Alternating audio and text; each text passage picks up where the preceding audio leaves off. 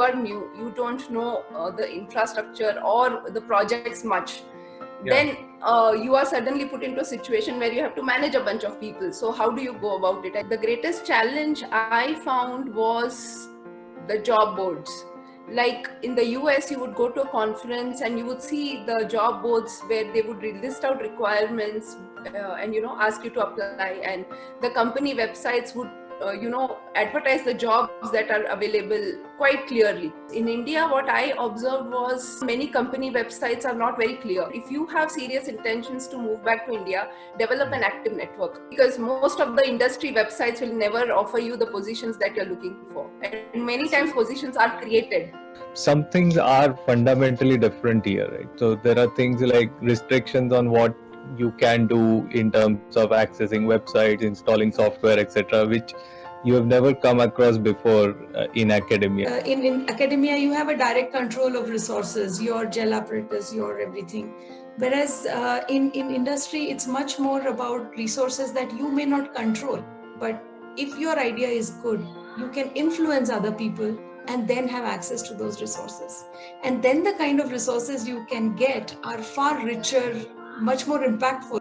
When I was offered the job from BD, my biggest three concerns were there. I was a hem-onc pathologist. My concern was, what would my fellow peers think if I joined industry? Would I still be able to get the same kind of bonhomie or interaction and networking with them? Second was, the role that I was going into was not a pure subject matter expert on hemat-oncopathology. It was on-flow technology. It could involve sorting, apoptosis, cytokines, you name it, the full science spectrum of that. So I was really worried whether I would be able to, live up to that and really meet the expectations that one have on a wide research scope as such. And third thing was, it's a move from academia to industry. What happens, we've all heard about corporate, you can't survive, it's a jungle, 1 year you may lose your job, and I was leaving a permanent position at AIMS at that time. So I was worried about, these were the three things which I was worried about. Sometimes the expectation for someone who's, let's say, has done a 6-year, 7-year postdoc, they've already managed graduate students or undergrads in the labs. They come with the expectation that, now I'm going to be a manager and I don't have to necessarily prove myself to anyone again.